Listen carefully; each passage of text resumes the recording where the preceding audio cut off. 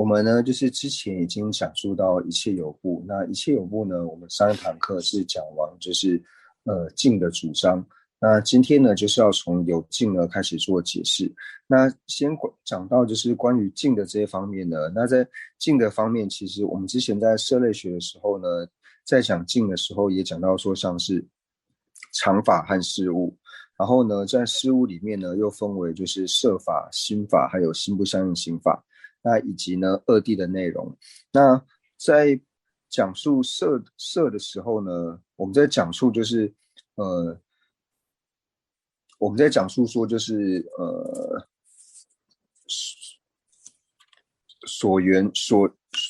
所依的六境里面呢，有讲到说像是色声香味触法。那就讲到呢，一直讲色处呢，然后到法处。然后法处呢，就是在色类学的时候呢，色类学也就是在经部中的角度呢，他认为就是法处呢是常法。那这个是之前我们在色类学所讲述到的。那不过一切有部呢，在这里呢，他承许说就是有一种色呢叫做法处色。那法处色呢，也就是我们一般所讲述到的无表色。那除了上述讲述的差异之外呢，那我们一般在讲述到像是五道十谛的时候，讲述到五道呢，就从经部中以上都会承许说五道呢，它是了知的体性，它是属于心法的体性。但是呢，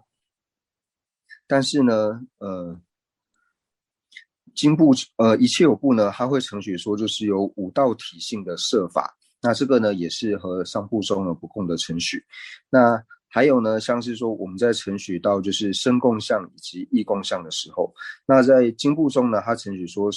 身共相还有意共相呢，它都是常法，都是无为的。但是呢，在一切有部呢，它承许说身共相以及意共相呢是心不相应刑法。那还有就是关于一切有部呢，就是比较不同的呢，就是我们上堂课有讲到的，就是在关于呢，就是遮法的时候呢，就是有无遮和非遮，就是经部中以上呢都承许有无遮和非遮，但是呢一切有部呢并不承许有非遮。那还有呢上部中呢承许呢因果呢是不会同时，就是因和果呢是前时和后时，但是呢一切有部它会承许说因果呢就是会有前后存在的这种状况。那还有呢，就是讲到说，就是在上部中呢，会把佛陀所讲的经典呢，就是分为了义经和不了义经。但是，一切有部呢，它不承许有不了义经，它承许佛所说的一切经典呢，全部呢都是了义经，所以它不承许有不了义经的存在。那同样的呢，一切有部呢，大部分的部派呢，也不承许说就是大乘呢是佛所说，所以他们是承许呢大乘非佛说。那今天呢，我们就是从有境呢，然后来做解释。就是之前呢已经讲完了境，那境和有境呢，就是提到说呢，能够被了知的呢就是境，然后所能去了知的呢就是能够去就是所知的境，还有能知的有境。那有境呢，同样呢就是我们之前有讲到说分为三种，也就是分为了知、补特伽罗还有声音，就是能全身。然后呢，心法和补特伽罗这三者呢是属于有境。他们为什么称为有境呢？因为呢，他们能够去入于境，能够去入于境的缘故呢，所以称之为叫做有境。那像是以心法就是了知呢和补特伽罗来说的话呢，它是能够了知境的缘故呢，所以称之为是有境。那对于声音来说的话呢，声音为什么被称之为是有境呢？因为呢，它能够去诠释，像呢以瓶子的声音这个来说，以发出瓶子的这个声音来说呢，它的所诠呢就是瓶子，所以透由这个声音呢，能够去入于镜瓶子缘故呢，所以呢，声音呢它也是有境的一种，所以有境呢，还有分为就是能全身、了知以及补特伽罗三者。这边呢，就先讲到说呢，就是一开始我们讲到说有境就是分为补特伽罗，然后了知还有能全身嘛。那对于一切有部呢，它所安立补特伽罗的势力呢，就是仅五蕴的聚合呢，就是补特伽罗。那还有呢，就是讲到说呢，有一些是主张呢，就是意识呢是补特伽罗，就是有这两种不同的主张。那对于了解补特伽罗呢，对我们来说是很重要的。为什么？因为补特伽罗呢，它就表示说它是一个能知的，它是一个能做的，还有呢，它是能够证得的。那或者说我们一般在讲说能做所做的时候呢，你要了解到说能做的补特伽罗，或者说呢，我们在讲解到业果的时候呢，就是讲到说就是能造者以及所造的业。那能造者也就是提到说补特伽罗，所以我们在安立业果也好，或者说我们要去了解在做什么事情也好呢，都是要先了解到这个补特伽罗。所以补特伽罗呢，认知补特伽罗对我们来说是非常重要的。那在讲到说补特伽罗呢是非常重要的话呢，那我们就要先了解到什么是补特伽罗。那对于说补特伽罗的安立呢，就是在四部中义呢都有不同的安立方式。那这边呢一切有部的安立方式呢，就讲到说仅五蕴的聚合呢，这个就是补特伽罗的势力。也就是呢我们在讲述到说像是色受想行识呢，这五蕴聚合呢就可以称之为是补特伽罗。那这是一切有部呢一种安立的方式。那还有的一切有的补特伽罗呢，它就是有的一切有部呢，它安立的补特伽罗呢，它是安立意识呢，就是补特伽罗，就是在五蕴里面的意识呢，它是属于补特伽罗。那还有的呢，就是它不讲，还有的也是一切有部的主张，它并不是讲说意识，它是讲说意识的续流呢是补特伽罗。所以一切有部呢，它在安立补特伽罗呢就有三种不同的安立方式。还有一种的程序方式呢，那这个最主要是正量部里面的程序方法。那就是这个呢，在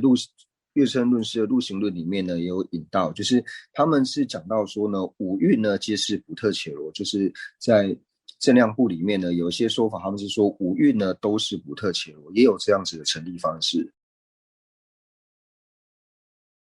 那先讲到就是一切有部呢，他程序说就是仅五蕴的聚合是补特伽罗的呢。那他们的思维方式呢，就像是我们一般人呢，我们在认明平字，在认明就是像小明的时候呢，就是认为说小明呢，就是因为它的各个支分呢合在一起呢，所以把它称之为是小明。或者说我们在认明平字的时候呢，就会认为说平字的各个支分呢聚合在一起呢，就是平字。所以就如同这样子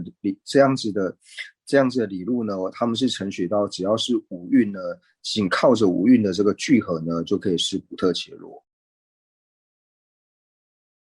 就像呢，世间人呢，在安利车子也好，或是在安利马车也好，就是把这些车子或是马车的这个支分以及零件呢，组合在一起呢，就把它称之为是车子或是马车。所以，如同于此呢，就是将五蕴呢，就是结合在一起，五蕴呢合呢，就可以把它称之为是补特伽罗，就是将施摄处呢，补特伽罗的施摄处呢聚合在一起呢，就称之为是补特伽罗。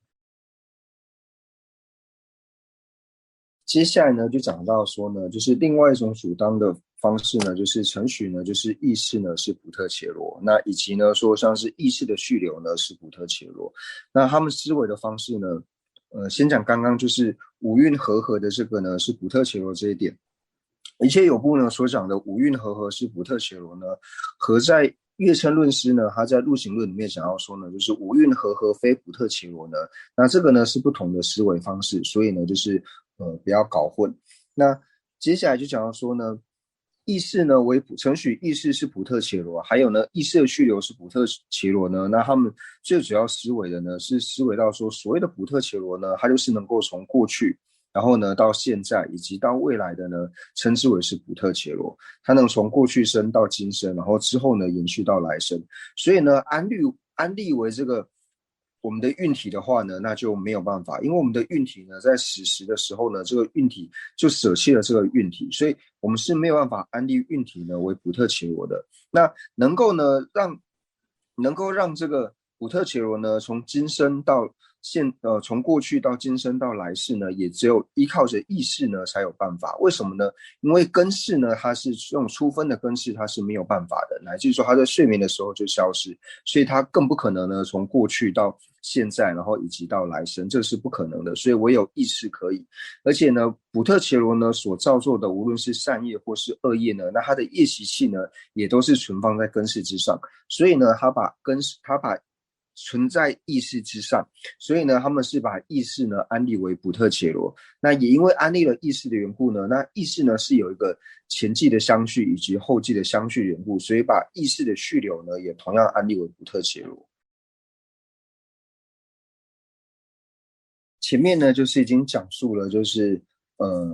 五蕴的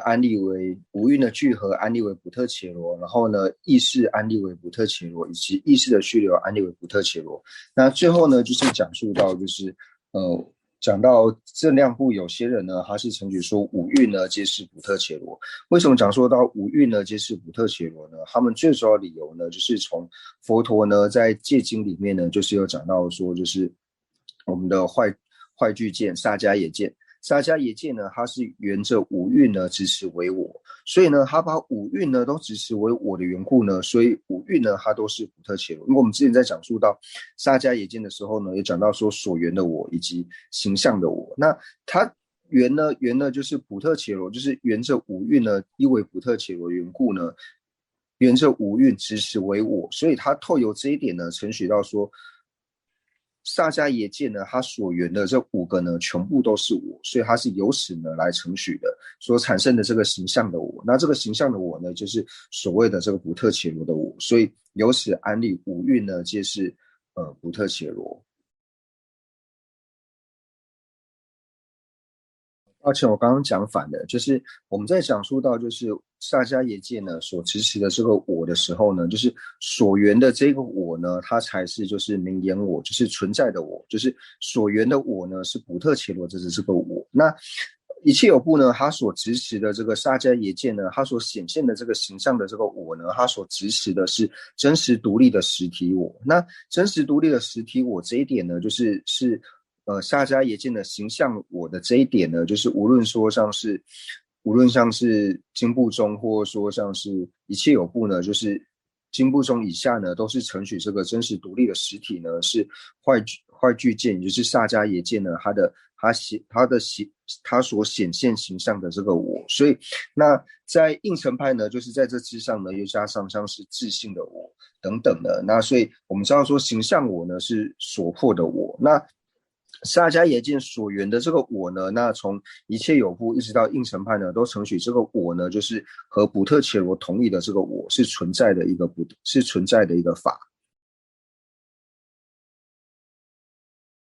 所以正量部的有一些人呢，他就依此呢认为说，佛陀呢在戒经里面呢，在讲到就是萨迦耶见的时候呢，坏聚见的时候，是讲到说坏聚耶见它是如何产生的呢？它就是沿着五蕴之后呢，然后缘五蕴之后，然后把它安立为我。所以呢，五蕴呢，它就是萨迦耶见的所缘的这个我。所以呢，五蕴呢，它就是补特伽罗。所以他们是透有这个理由呢，来安立五蕴呢，是为五蕴，就是每一蕴呢是补特伽罗的依据。那同样呢，在一切有部呢，有的承许呢，就是心就是我。那承许就是了知是我的这种呢，它是如何承许的呢？那它最主要承许的方式呢，是因为佛陀呢在经典里面呢也有讲到呢，就是当我们能够调伏的时候呢，能够调伏我的时候呢，我即获得解脱。那获得解脱呢，或者说能够获得真上身，就是人天的果位，或是决定身，就是只要能够调伏我呢，即得解脱。那调伏我是如何调伏的呢？那世尊有讲到呢，调心即调伏我，所以就讲到说呢，心呢它就是我，因为你调伏了心呢，就是调伏了我。那你调伏了我之后呢，你就能够获得真上身以及决定身。所以这边呢，在有境的主张方式呢，我们在教材里面呢，就只要讲到说，就是仅五蕴聚合，还有主张意识呢是补特伽罗，但是呢，我们就是多补充了，就是除了上述所讲的呢，仅五蕴的聚合是补特伽罗，还有意识为补特伽罗之外呢，那还有意识的续流为补特伽罗，以及呢，就是五蕴呢皆是补特伽罗，还有呢就是心是补特伽罗。那讲完了补特伽罗之后呢，那有境呢，我们刚刚讲到就是有分为就是能全身，然后了知，还有补特伽罗。那现在讲完补特伽罗如何安立之后呢，那接下来看到就是一切有部呢，它如何来安立了知，那也就是我们所讲的心。那了知呢，就是可以分为呢，就是量心以及非量心。那我们之前有讲述到说，就是一切有部呢，他们最主要是依据着就是俱舍论。然后依靠着俱舍论呢，他们程序呢，只要是了知、觉知呢，它就一定要是会。那这个呢是一切有部它不共的一个程序。那不过呢，他们在安立了知的时候呢，它也同样呢，就是把这个了知呢，就是分为就是属于量的了知，以及呢非量的了知呢这两种。那在解释完补特伽罗之后呢，再来解释心呢，那是刚好的。为什么呢？因为我们在讲述到说，我们在安利一个补特伽罗呢，就是它痛不痛也好，或者说它有没有来也好，或者说它快不快乐也好，就是说补特伽罗很多的这些感受呢，或者说它有没有正的这些法类呢，全部呢最主要的追溯到最后呢，都只要是依靠补特伽罗心绪里面的这些了知来决定的。就像呢。我们举一个例子来说呢，就是补特伽罗痛不痛呢？就是它痛或是不痛呢，一定是要透由补特伽罗它心绪里面的了知呢来决定。如果呢和心绪无关呢，外在呢就是你有血或者说呢你有伤口呢，只要和你的心绪无关的时候呢，你自然而然呢都不会感受到痛苦。那就我们以开刀来做举例来说的话呢，就是开刀的时候呢就会打麻醉药。那打麻醉药之后呢，在麻醉药起作用的这段时间呢，那即使在你身上呢，就是开的洞划几刀呢，那其实你都不会感受到这些痛苦，因为这个时候你的了知呢，你心绪的了知是没有作用的。那等到麻醉药退了以后呢，那你心绪的了知开始有作用的时候呢，这个时候呢，你才会感受到痛苦，就是你的受呢感受了苦之后呢，你才会觉得说我会痛，我有这种苦受，所以呢，我们会不会感受到痛苦？有没有痛苦呢？最主要是依靠的就是心绪的了知。同样的呢，我们在说补特伽罗呢，他通达瓶子也好，说他看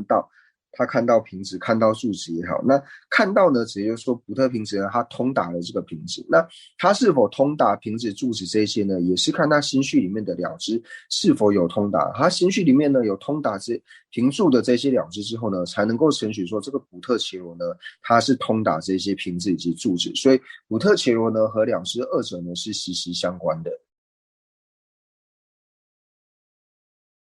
那在这里呢，就是我们可以了解呢，就是一切有部呢，它是承许呢，就是当补特伽罗呢，就是我们去从施设处呢，无论运体也好，当我们从这个施设处呢去寻找之后呢，是能够找得到的。那这是什么意思呢？就是我们结合中观应成派来说好了，因为应成派呢，它承许到说一切法呢，在寻找之后呢，它的自性呢是不成立的。这个呢是应成呢它不共的这种程序。那应成以下当然是说就是各宗各派呢有不同的一些解释。那基本上是应成以下呢都是程序说就是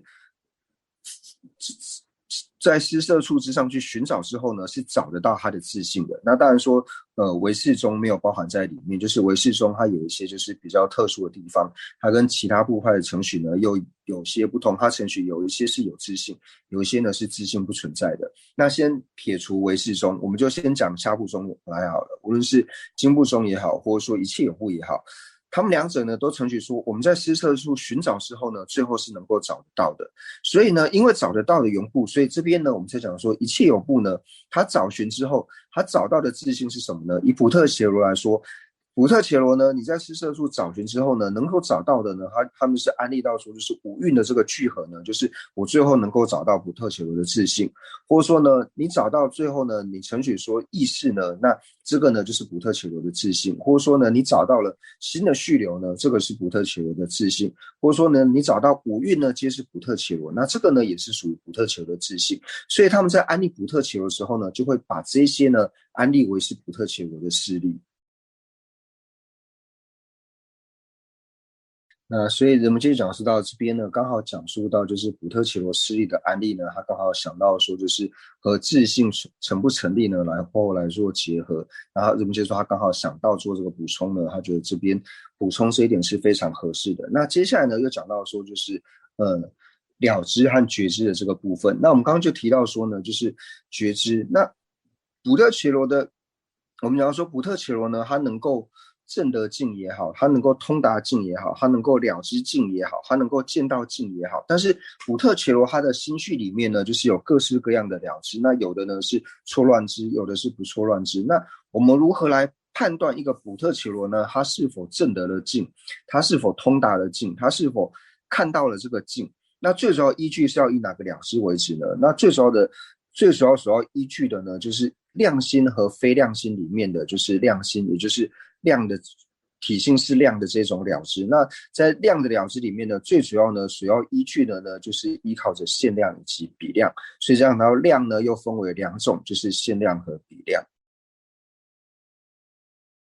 那就是呢，这边为什么要讲述到就是普特伽罗呢？因为我们在讲到说我们要了解就是业果，还有就是要了解业果的时候呢，就是我们要先通达，先了知到前后世。那为什么要先了解到前后世呢？因为你要知道说呢，我在过去世呢造了善业的缘故，所以今生呢我能够感得乐果；过去世呢因为造了恶业的缘故呢，所以今生我感得了苦果。所以我们想要了解业果呢，就要先了解到前后世。但是如果想要了解前后世的时候呢，我们就一定要先了解到普特伽罗是什么东西。因为呢，我们在讲述业果的时候呢，是讲到说造业者。造业的这个是谁呢？造业的是普特伽罗。但是如果说我们对普特伽罗呢不理解的时候呢，我们光从因果去思维的时候，我们会觉得说，当我在造因的时候呢，那这个时候呢，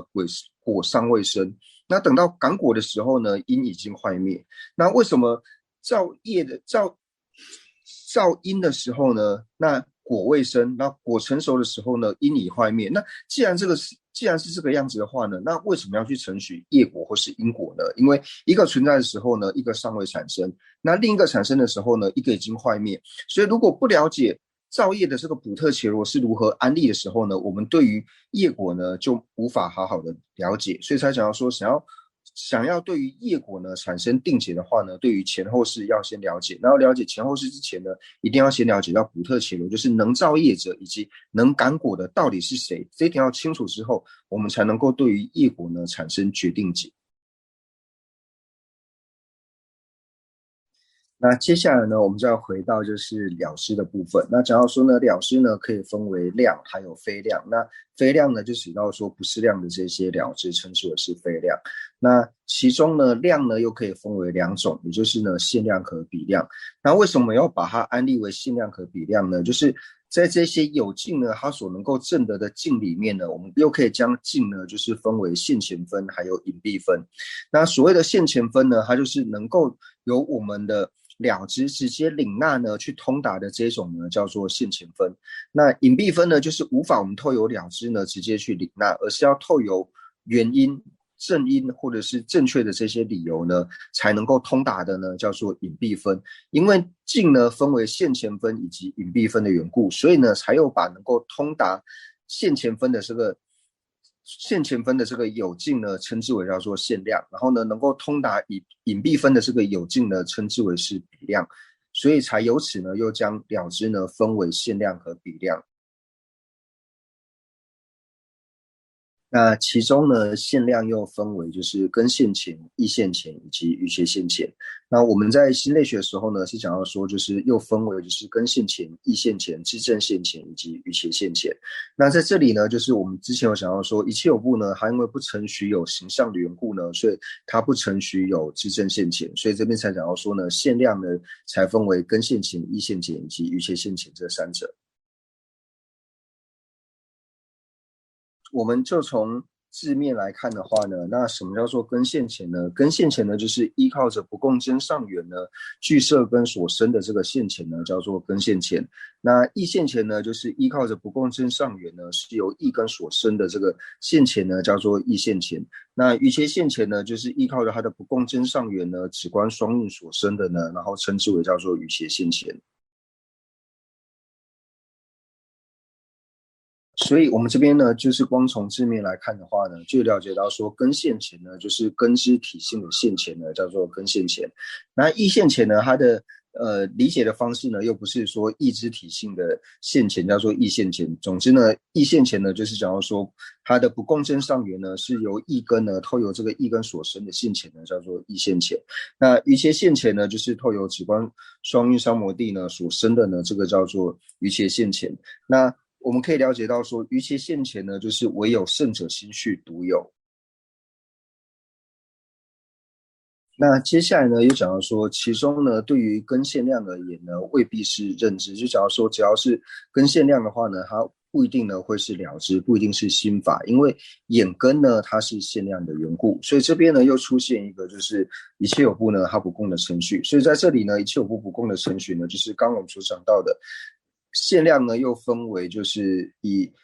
上部中来说的话呢，就是像以经部中来说的话呢，又是分为根线前、义线前、至正线前，还有余切线前。那因为一切有部呢不承许至正线前的缘故呢，所以限量呢只分为3种呢，这个也是一切有部呢它不共的一个程序。那接下来呢就是这里所讲到的，那以根线量来说的话呢，它又承许说是根线量呢，凡是根线量呢，它不一定要是心法，不一定是了知，因为像呢眼根呢，它就不是了知，但是他们承许眼根呢是限量。那这个呢，就是上一堂课呢，荣介就是有讲到，就是说为什么他承许说眼根呢是限量，因为他们承许呢就是眼根呢是能够通达平指、柱指等这些外境的，所以他们承许呢眼根呢是限量，但是眼根呢并非是了知。那在这边呢，就讲述到说，为什么呢？他们一切有部呢会承许说眼根呢它是限量，它承许眼根是限量的原因呢是什么呢？最主要的原因是为什么呢？然后就讲到说呢，他们承许说眼根呢能够正得色，能够通达色的缘故呢，是因为说眼知呢它能够通达色呢，最主要是依靠着眼根聚色跟眼根的这个力量呢而去通达的。为什么说是依靠着聚色跟眼根而去通达色的呢？因为呢，我们讲到说，就是如果是墙壁后面的这个颜色或是形状呢，我们的根知呢就无法通达。为什么根知无法通达呢？最主要呢，就是因为说中间呢有一个能够触碍的墙壁，但是眼知呢它本身是无触碍的。那它既然是无触碍的，照理说它可以通达，但为什么它不能够通达呢？就是因为说眼根呢它本身是具触碍的这种特性。眼根是具触碍的特性呢，所以眼知呢，它因为依着眼根的缘故，眼根因为它有这个触碍的这种特性的缘故，所以隔一道墙呢，它就无法看到后面的颜色，所以因此呢，我们的眼知呢也无法通达到后面的颜色，所以眼知它是否能够通达颜色、看到颜色呢？最主要呢是依靠着聚色跟眼根的这个作用，所以它才由此呢承许到说眼根呢它是限量，它能够通达色。那为什么要这样子承许呢？因为就像以一根来说的话呢，义线前来说的话呢，一根呢，一支呢，它是可以正的，它是能够通达就是墙壁之后的这些东西，它是可以见到墙后的这些东西，它并不会因为说有这个墙壁呢作为触碍的缘故呢，阻挡在隔绝在中间的缘故呢，成为有触碍之后，它就无法通达。它还是能够通达墙壁后的东西。为什么呢？因为它最主要就是依靠着一根。那一根呢本身呢，它并不是具色根的这个色法，一根它本身呢就是具备无触碍的这种特性，所以一支呢依靠着一根呢，它是能够了解到墙后的这些东西。但是呢，眼根呢，它要能够通达色法。眼知呢，它能够通达色法呢，最主要呢，就是要依靠着这个聚色跟眼根，所以依靠着聚色跟眼根呢，它才能够看到东西。同样的呢，它无法看到墙壁之后的东西的缘故，也是因为聚色跟眼根呢，它具了这个具触碍的这种特性呢，所以呢，眼知因为依靠着眼根的缘故呢，所以它也没有办法见到墙后的这些东西。所以因为眼知都要依靠着眼根去通达的缘故呢，所以他就讲到说呢，是依靠着眼根之力去通达的缘故，所以眼根呢，它本身呢也是能够通达境的。那接下来呢，我们就看到就是第4页的一开始呢，那对于瑜伽线前来说的话呢，瑜伽线前呢，还有可以分为就是线正补特伽罗无我的瑜伽线前，然后呢还有线正呢就是细无常的这个瑜伽线前。那其中线正补特伽罗无我的瑜伽线前呢，又能够分为就是通达补特伽罗常一自主空的这个瑜伽线前，以及通达呢补特伽罗呢真实独立实体空的这个瑜伽线前。那我们先讲到说就是线正补特伽罗无我的这个瑜伽线前。那在讲述到通达补特伽罗无我的这个次第呢，就是我们先讲到你要通达补特伽罗线正补特伽罗无我呢，那一开始呢就是要先依靠的就是升起正德补特伽罗的圣摩他，然后呢升起了正德补特伽罗的圣摩他之后呢，然后再透由抉择呢，然后升起了正德补特伽罗的比佛舍那，然后呢由此呢就是止观双运。那我们一个完整的次第结合着就是五道的次第来说的话呢，就是以声闻乘来说，那声闻乘呢在资粮道的时候呢，他先升起了补特伽罗的闻慧以及修慧。那闻慧呢，就是一开始呢，先去听闻，就是透由学习呢，去听闻到说，哦，补特伽罗无我呢，到底是一则怎样的相状？然后由此呢，而升起了视察意。所以升起视察意就说，哦，原来大概补特伽罗无我是这个样子，这种了知呢是视察意。那升起视察意的时候呢，这个时候就是属于补特伽罗，这个就是属于补特伽罗的了解补特伽罗的闻慧。那有了闻慧之后呢，那我们在透由里面的理由呢，就是会讲述到说，那为什么补特伽罗无我是成立的呢？那总是会讲述非常多的理由。那我们就透由这些正因呢，在的思维，然后呢，在的去串起之后呢，最后呢，我们能够最初通达补特伽罗。那最初通达一定是由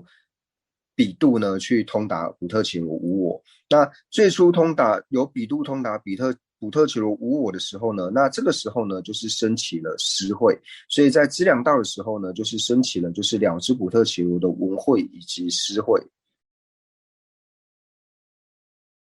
我们就讲到呢，一开始呢，在资粮道的时候呢，就是先透由呢，就是闻慧呢，闻慧也就是视察意呢，大约了知了就是什么是补特伽罗无我的意思之后呢，那透由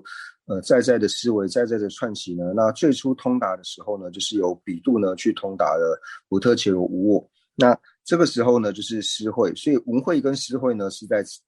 资粮道的时候，那升起了就是思慧，就是通达了补特伽罗，由比度呢通达了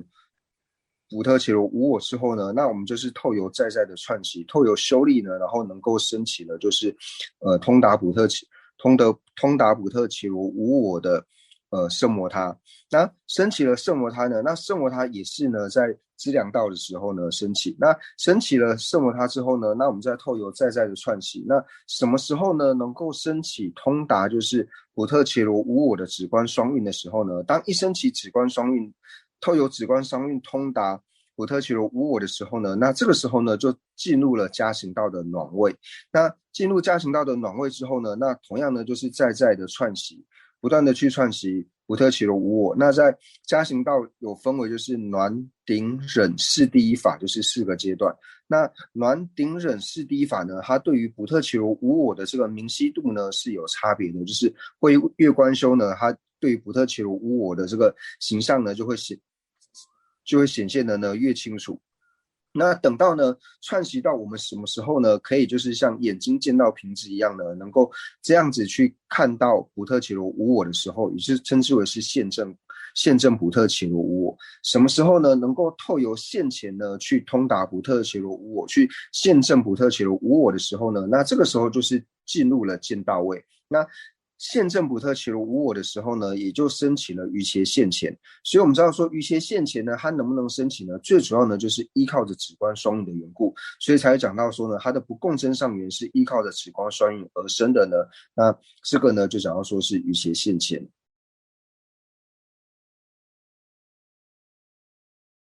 那个文慧文师兄哈，那个资粮道，然后止观进入加行道，那资粮道是不是比加行道要花更长的时间？那虽然说呢，就是一般呢，我们在讲述到就是资粮道升起的时候，会遇到遇到的这个时间是不一定的。不过就以大乘资粮道来说的话呢，就是我们知道在广论里面有讲到说，就是在大乘资粮道呢，我们要升起呢最困难的就是第一个呢就是一指三知识。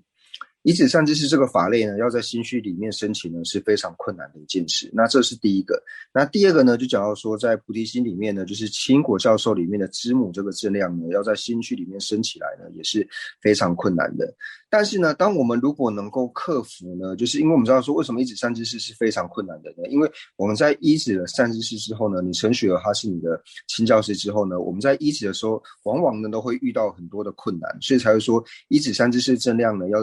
在心绪里面升起是非常的困难。那不过呢，当一指三知识的这个正量呢，在我们的心绪能够升起的时候呢，经典里面有讲到说，只要一指三知识的正德能够在心绪升起的时候呢，其他的正德呢，它会自然而生，而且会变得非常容易呢就升起。那如同于此呢，当升起了一指三知识的正量，还有就是依靠着透过了知母，然后当我们菩提心呢在心绪里面升起的时候呢，其他的正量呢，它就会非常非常快速的呢在心绪之中升起。那就是对于一些道次第的这些教授里面呢，就是有这样子的讲法，就是讲说，当能够克服这两点之后呢，其余的正量呢，其实是在我们心绪是很容易升起的。刚才讲到说，如果要就是知道业果的道理的话，一定要知道前后事。对。可是其实我们不知道前后事，好像也可以看到一些业果的道理。我们接着说，没错，这种了知呢，就是我们讲视察义的这种了知，并不是对业果升起定解，而是对业果呢升起视察义的这种了知。那接下来呢，没有问题呢，我们就继续往下做解释。就讲到说呢，瑜伽现前呢，它可以分为现证补特伽罗无我的瑜伽现前，那还有呢，现证就是细微无常的瑜伽现前。那我们想要看到呢，就是现证呢，就是细分无常的瑜伽现前的时候呢，那我们就可以间接了知呢，就是有细分无常呢，就表示说有粗分的无常。那细分的无常呢，就是我们讲到说刹那刹那坏灭的这个呢，称之为是细分的无常。那粗分的无常呢，就是讲述到说，像是瓶子破掉啊，或者说房屋崩塌等等这些呢，就是我们看得到的这一些呢，就是属于粗分的无常。那所以这边呢，就是讲到说，就是现证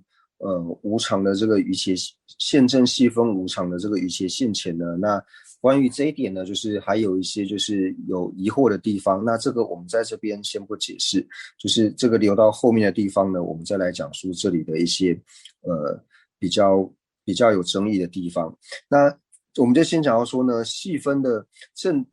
现证细分无常的这个瑜伽现前呢，那其实呢就讲到我们上述讲到说，现证补特伽罗无我的这个瑜伽现前呢，它所升起的方式呢是一样的，就是以声闻道来说呢，在声闻的资粮道的时候呢，先对于细分的无常呢，就是升起了就是闻慧以及思慧。那在思慧的时候呢，就是有比度呢能够通达无常。那比度通达无常之后呢，然后由此呢，在的透由修力呢，就是修慧呢，就是在的串起呢，升起了就是了知细分无常的圣摩他。那这个圣摩他呢，我们在不断的串起呢，那什么时候呢能够升起就是止观通达就是细分无常的止观双运三摩地的时候呢，那这个时候就进入了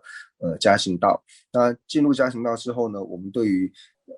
通达细分无常的这个止观双运呢，然后在的串起，那什么时候呢能够现证升起现证细分无常的这个止观双运的时候呢，也就是进入声闻道的见道位。那进入见道位的同时呢，就升起了现证细分无常的瑜伽现前。那所以呢，这边虽然是讲到说就是现证补特伽罗无我的瑜伽现前，还有现证细分无常的这个瑜伽现前。那瑜伽现前升起的这个方式呢，就是从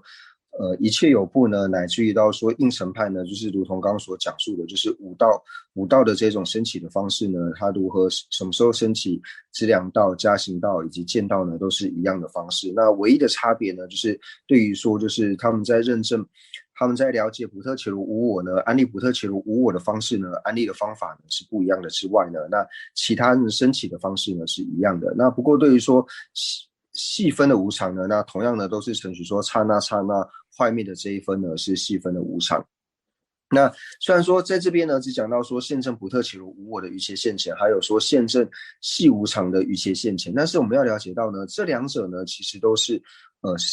我们在讲到四谛嘛，四谛呢又分为16种形象。那所以呢在讲到说就是于切现前的时候呢，除了讲到说现证人无我的于切现前，还有现证无常的于切现前之外呢，其实呢也有现证四谛16形象的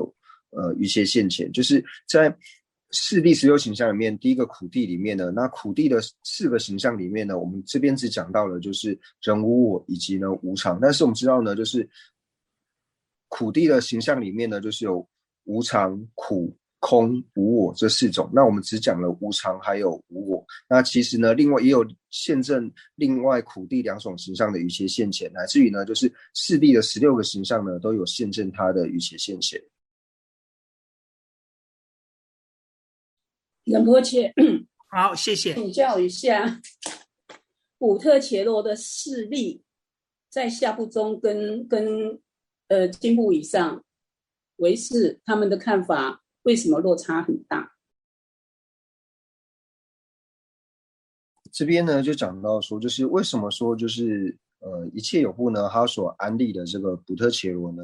跟上部中呢所安立的是不一样。那其实呢，就是以秩序派以下来说的话呢，我们不要讲述应成，就是以秩序以下来说呢，他们在安立补特伽罗的事项的时候呢，一定呢都是安立为就是补特伽罗的运体，一定是从运体之上呢去做安立。像是秩序以下，它要么就是安立四运，就是那四运也是在运体里面嘛。色受想行识，他们会安立呢，就是四运，在四运之上呢，去安立补特伽罗。那为什么说秩序以下呢，都会做如是的安立呢？那一切有部安立的方式呢，就是我们刚刚已经讲述过，说为什么一切有部会有这样子的安立。那其实秩序以下呢，都是安立在这个运，都是由运体之上呢去做安立的。为什么呢？因为秩序以下，他承许说补特伽罗这个施设处呢，我们去寻找之后呢，最后呢是能够找到一个所依的。所以这个所依呢，要么就是安立在五蕴之上，要么就是安立在四蕴之上。那同样的呢，就是以唯识宗来说的话呢，唯识宗呢，它特别呢就是会安立出阿赖耶识。为什么安立阿赖耶识呢？它就是透由各种无论是大乘的经典也好，或是小乘的经典也好呢，它透由这些大乘以及小乘的经典呢，来安立说呢，就是一定要有一个习气呢，能够存放习气的一个所依。那能够存放习气的这个所依呢，就是阿赖耶识。所以它透由各种的经典的依据，以及呢，就是理路呢，然后来承认呢，阿赖耶识呢是存在的。那为什么要安立意识也好，或是安立阿赖耶识也好，或是安立运体也好呢？会这样安立最主要的原因呢，就是因为秩序派以下呢，都是认为说补特伽罗呢，在找寻之后呢，一定是可以找到一个能够他的所依。那这个所依呢，也就是所谓的这个补特伽罗的势力，补特伽罗的事项。但是呢，应成派最不共的地方呢，还讲说补特伽罗呢，就是你怎么找呢？找寻到最后你是找不到的，因为如果你找寻得到的话呢，就表示说呢，补特伽罗呢，它是自性存在的，因为自性存在你才找得到嘛，就是因为你找不到缘故的，你找不到呢，所以它才是自性不存在。那所以应成派是如何去安立补特伽罗的呢？他讲说，在施设处之上呢，透由分别心或去明言安立出来的呢，这个叫做补特伽罗之外呢，你去找的话呢，你是什么东西呢都找不到的。所以这就变成了应成派呢，他在安立补特伽罗的事项的时候呢，跟下部中就是秩序以下呢所安立的方式呢是完全不一样的。各个部就是说是四部嘛，反正就是四部宗义，大家对于普特伽罗或有净或是世俗谛、圣义谛的定义都不一样。那最后大家都成佛的话，大家的佛是一样的吗？或者是说是不是只有某一个派别可以成佛？就是说呢，这边呢就是要稍微厘清一下，就是我们现在所学的一开始四部宗义里面，我们现在依靠的呢就是现在学的是一切有部的见解。所以呢，我们现在既然是持一切有部见解的话呢，就表示说四部宗义里面呢，最殊胜的就是一切有部。所以你要成佛的话呢，你只有依靠着一切有部的见解呢，你才能够成佛。所以呢，以一切有部的观点来看的话呢，就是你要成佛的话呢，你唯有依靠着一切有部的这个见解呢，你才能够断除所知障。所以你也唯有依靠着一切有部的见解呢，你才能够成佛。就是说，上述所讲述的是说，我们对于宗义的这种一般的解释方式，就是说，当你学哪一个部派的时候呢，那当然就是以那一个部派为主，他认为说他们自己的见解呢才是最殊胜的见解。那虽然是这个样子，但是呢，我们也了知，就是说有学习过四部宗义的也都知道呢，其实在四部宗义里面，见解最究竟的呢，就是应成派的见解。有部中的观点呢，第一刹那的瑜伽现前是不是量？因为在加行道的时候已经应该是在资粮道就已经获得比量了。那这边人们就回答到说呢，虽然说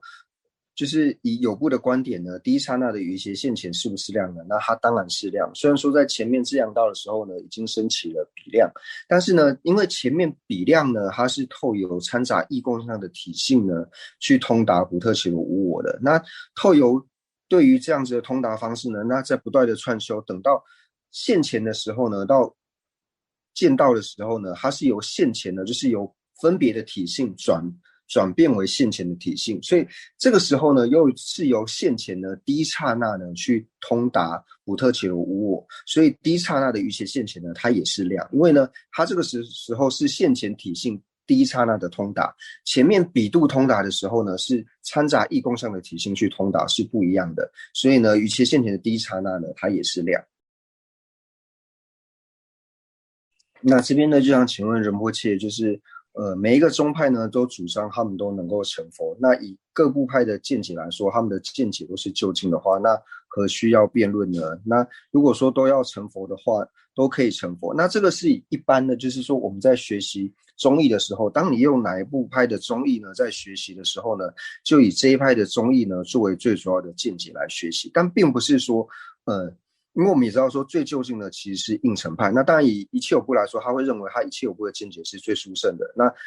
经部中会认为他自己是最殊胜的，但是以一个客观的角度来看的话呢，最殊胜的呢还是应成派的。那为什么说宗义之间呢，就是彼此既然说认为各自的宗义都能够成佛的话，那为什么还要去做这些争论呢？那会有这些辩论最主要的目的呢，就是为了让我们能够了解上部宗，就是我们透由下部宗的这些见解之后呢，那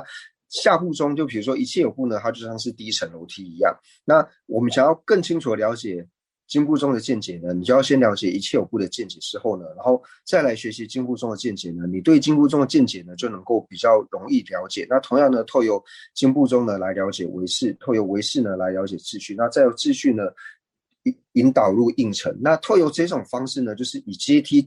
渐进式的方式呢来引导我们的话呢，那我们就更容易了解到说应成派它的究竟见呢是如何去安立的，所以才会说下部的宗义呢就如同上部的这个阶梯一般，你可以踏着下部的宗义呢，然后渐渐的了解到说应成派它究竟的见解为何。